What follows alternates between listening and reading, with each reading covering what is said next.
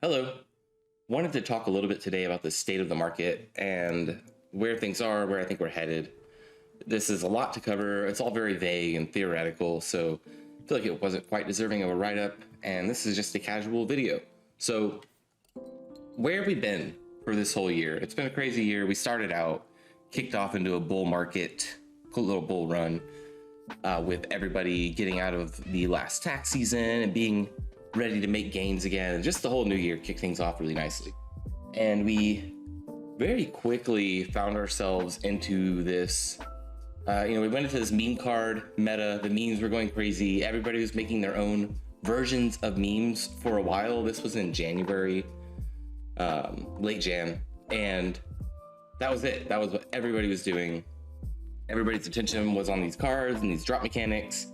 And then the novelty, a lot happened there. The novelty kind of wore off. I did a write-up predicting this in the 6529 memes channel, of the different factors that I expected would happen and the outcomes of those, and we're seeing that now.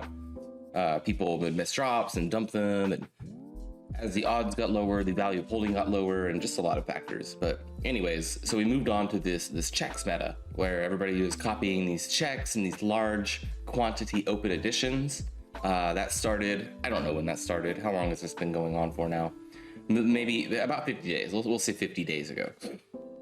The mid-Jan. And that's what we've been in. So a lot of that might sound obvious, but it's important to point out because the metas are changing. And if you asked anybody, any of us watching this 6 months ago, where we thought we might be now, people would probably be talking about the Moonbird's anniversary and talking about anime in general. Mizuki just had their 1 year, which was extremely underwhelming. And the point is that the metas are always going to be changing, and we're going to keep up with them. I don't have an emotional attachment to what makes it and what is working and what's not. It's not important to me to predict things and be right, or to try to get reality or the market to mold to what I think my vision of it should be. None of that stuff is important. It's nice for the ego, but it doesn't really help you make any profits. So instead, I think it's important to be nimble and be flexible and conform to whatever the market is pointing out to you. As we see here, I'm on a 30-day chart, and out of all these projects that we were talking about that have sort of picked up and fit the meta that we could currently put a finger on and decide, like GMs and these Pepe checks and the other checks and more checks and more open editions and more things from Jack, which is what everybody's largely been focusing on as we scroll down, based on like 30-day volume and where the ETH. Actually, I think I'm based on trades. We go on volume. It's a similar story. Lots of checks. We get the blue chips and stuff up here with the wash trading and everything going on. And that's another thing to point out, that I do want to mention. We'll go back to volume, number of trades. I think that is a good metric. But so the prices are going down, right? People are complaining about blur farming. I have two main thoughts about it. One, blur farming, or just bidding in general, and like people trading with bids isn't inherently a bad thing. The problem going on right now is that people who are buying with bids are bidding because they want to farm points and not because they want the thing that they're bidding on. So the problem is that when those bids are accepted, they are basically instantly relisted lower than what they were accepted for, or lower bids are accepted, so people can not end up bag holding these things that they didn't want. So the problem with that is that there is a lot of downward buying or selling pressure. Like people are just buying downward as they recycle out bids that were accepted for things that they don't want. So it's kind of made this general downward pressure on anything that it's kind of ironic, right? So anything that ends up trending and being a qualifying collection to get bid points ends up kind of getting, it's not instant, and I don't want to say it gets ran into the ground, but it is a very distinct possibility that it just gets run into the ground as people start bid farming and Yeah, I mean, and just run it down.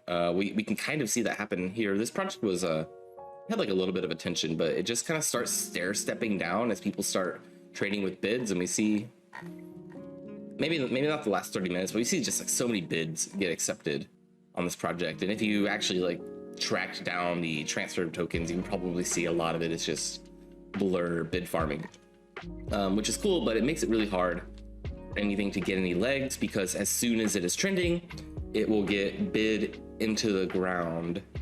That's just like it's not a hard fact, but that's just kind of my loose gut feeling about all of this, the state of things right now. And it makes me a little bit hesitant to buy into anything that isn't extremely underpriced.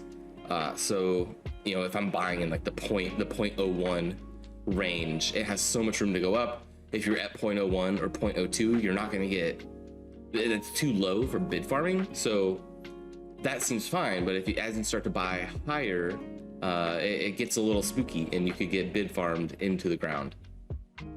So that's what I think of bid farming and sort of the state of the general market right now. So the question is, NFTs are looking rough. This kind of sucked.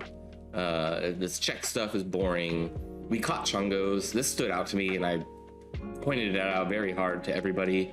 It's just pattern recognition and vibe, and there's like a lot of reasons why chungos looked like they were going to do well, and they're still doing quite well. And that this is all an exercise of identifying early what could the next thing be, and there are a couple of factors into that.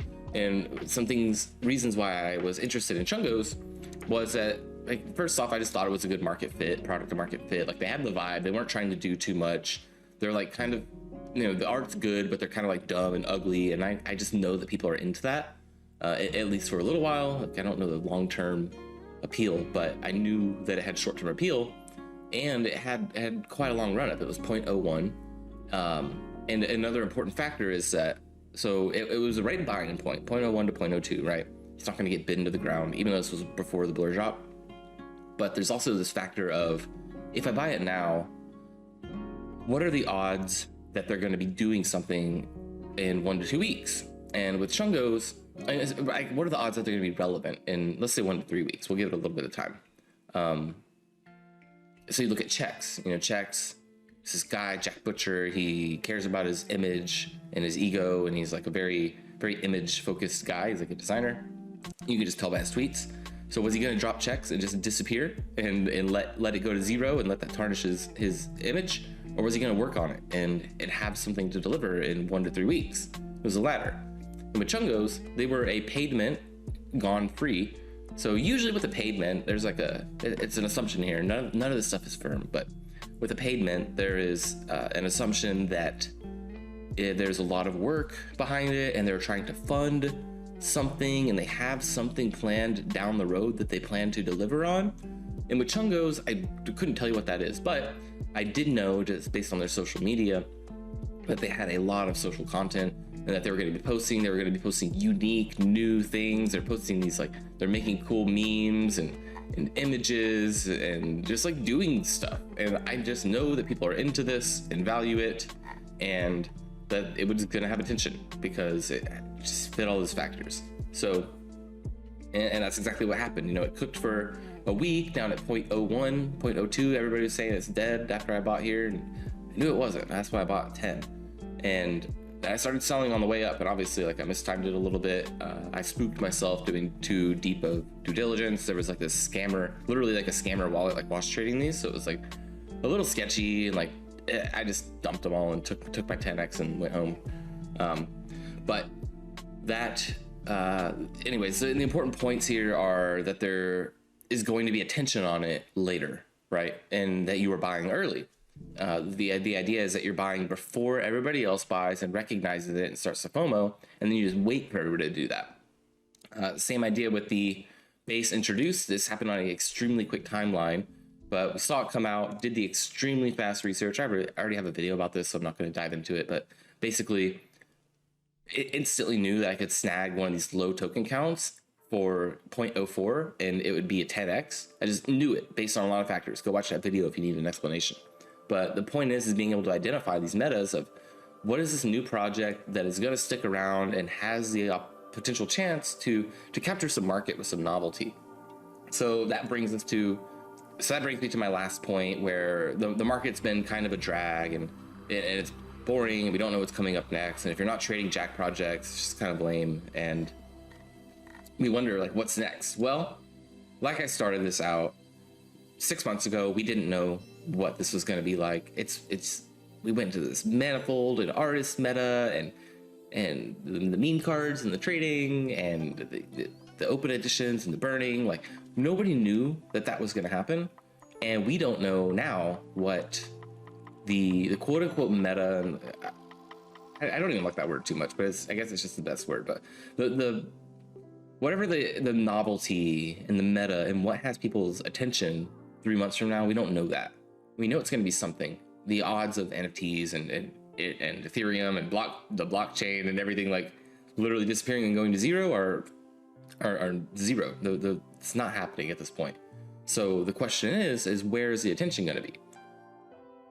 I don't know. I truthfully, I don't care to predict it, but I will be keeping my eyes open and be mindful to spot that opportunity when it presents itself. Just like with Chungos and just like with Base Introduced, keeping a finger on the pulse of the market and thinking about things, not getting too caught up in the short-term day-to-day, and thinking a little bit bigger, and being open-minded enough to spot the next opportunity and hop in with vigor. Also, I missed proceed with caution. That was also a good identification of all this stuff, and knowing that there was going to be something weeks later and so on, and it was underpriced sentiment.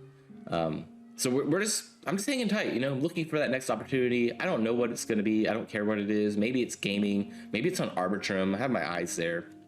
I'm very bullish on Arbitrum and how much it's going to help the ETH network in general, and making for cheap, fast transactions. That really opens a lot of doors. I'm really interested in that. And I think that as that network grows, especially like with the Arbitrum airdrop, I think we could see some really interesting things over there.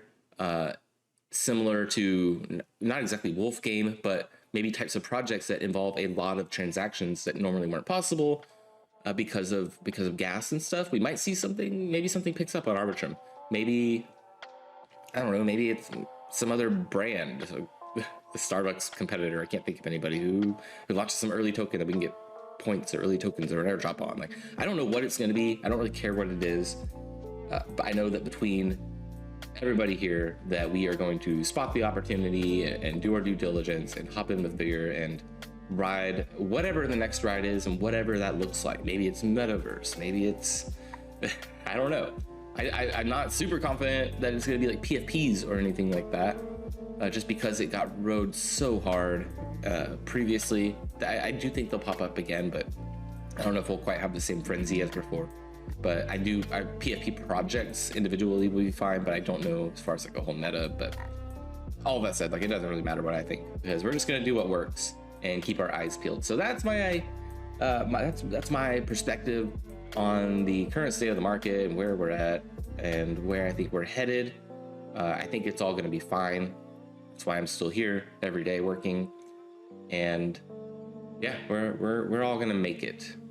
Curious what you think about this. Let me know what you think, and I will look forward to seeing you around later.